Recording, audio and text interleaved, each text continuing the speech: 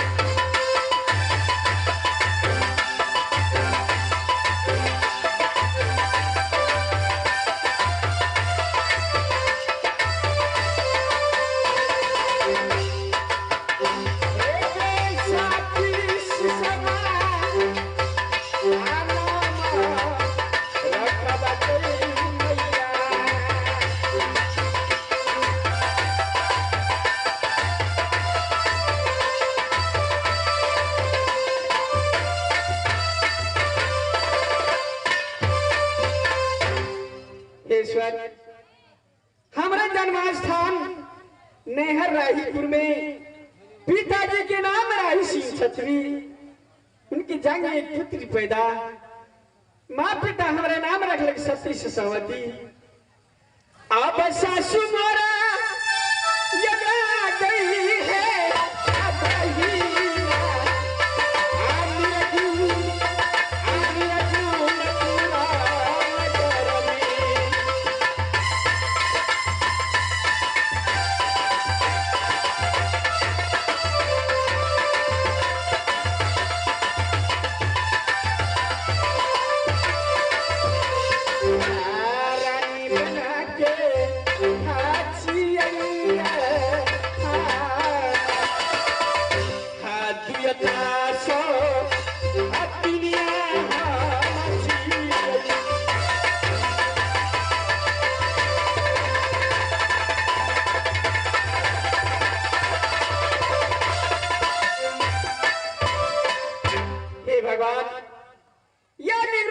शिशावती ए रानी बन की छाप एक ना एक पुरुष में दो नारी, एक रंभा एक शिशवा 203 में यह शिशवा कैसे बेटा जन्म लेला।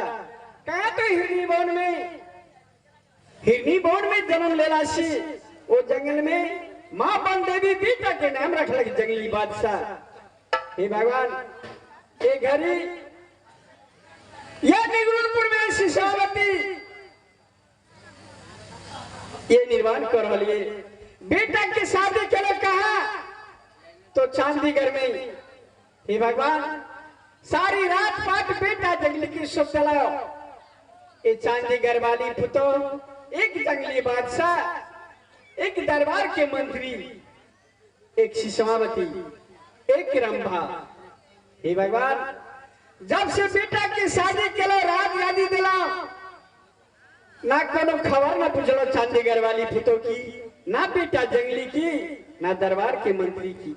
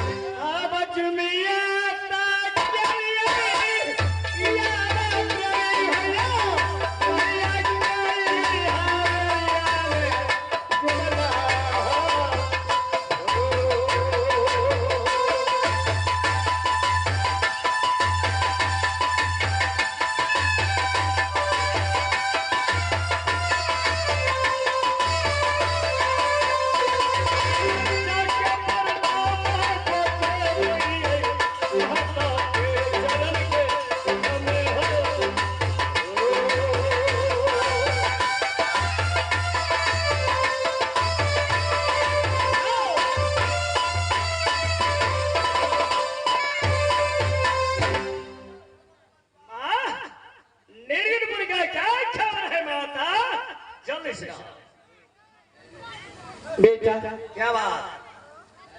अब हमारे कुशाला रे बाबुआ कुशाला ये छाई कुशाला छके बाबुआ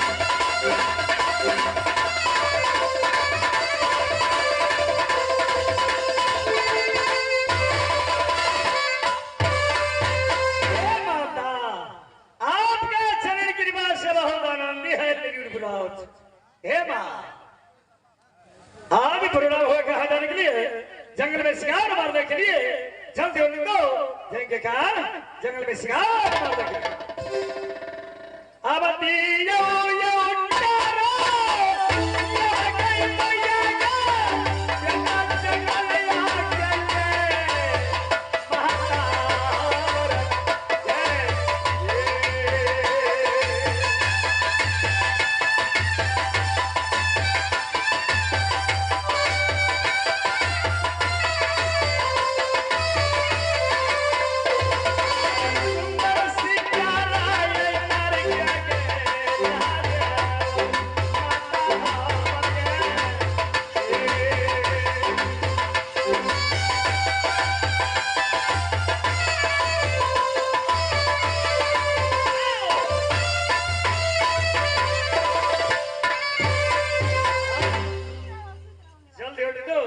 जाएंगे कहा आज शिकार मारने के लिए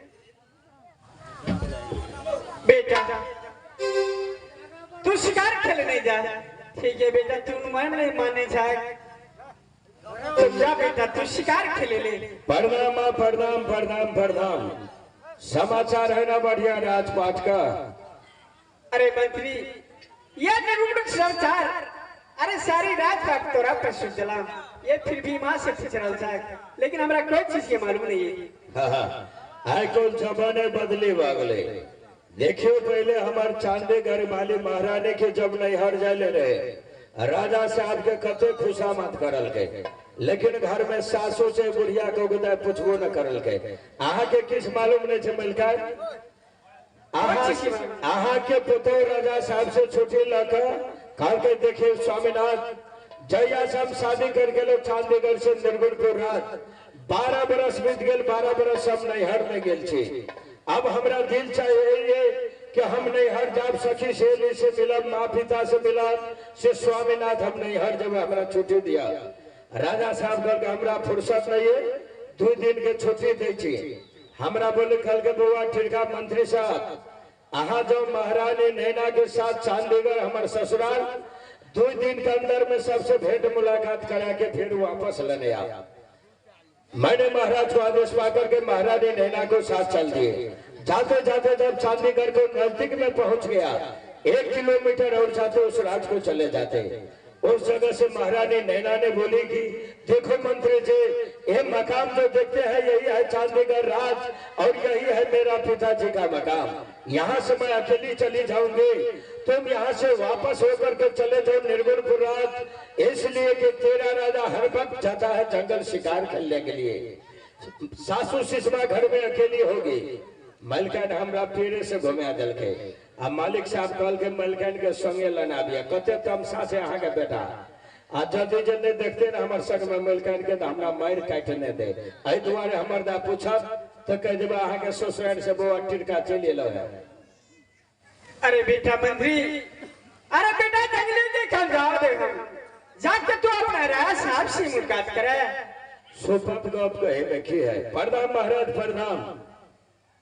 मस्त रहो जी महाराज। अरे ठीक है जी तुम तो बहुत जल्दी में आ गया।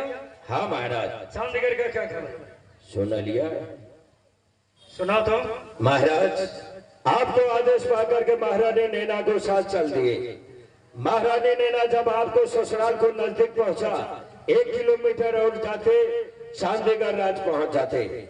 वहां से महारानी नैना ने हमको कहे कि देखो मंत्री जी, यहाँ से मैं अकेली चली जाऊंगा, अब हमें कुछ नहीं होगी, तुम चली जाओ अपना राज निर्गुणपुर राज दरबार में ड्यूटी करना। राजा गया होगा जंगल शिकार करने के लिए। मालिक साहब हमरा पेड़ से घुमा दिल के दाम की का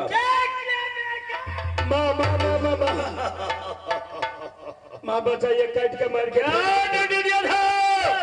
अही द्वार है के रास्ते में छोड़कर आखिया निर्गुण में नकाम करने के लिए माँ बचाइए, माँ डालेगा हमें। आले ले चढ़ना माँ बचाइए, माँ देवता हिरणी बन पाली। आले ले चढ़ना के देवता हिरणी बन पाली।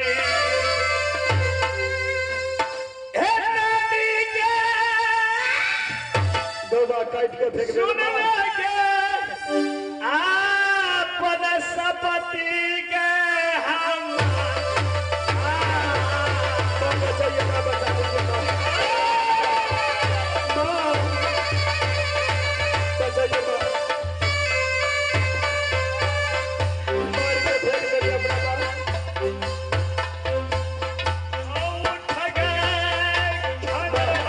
देखिए देखिए मार देख रही है।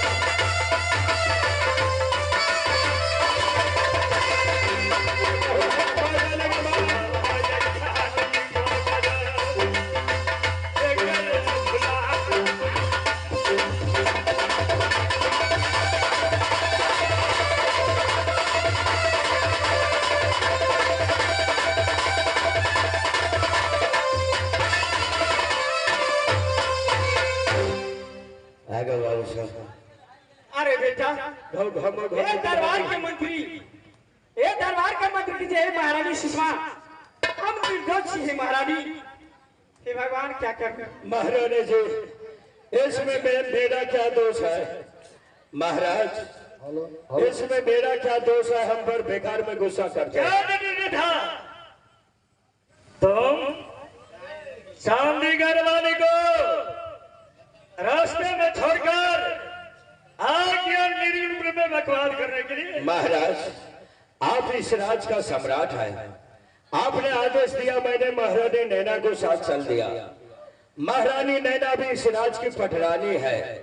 वे ने हमें आदेश दिया आधे रास्ता से वापस आने के लिए, अपना राज पाने के लिए। अगर मैं महारानी को आदेश को पूरा नहीं करता, वो भी हम पर नाराज हो जाती। इसमें मेरा क्या दोष है महाराज? चलो इधर आओ।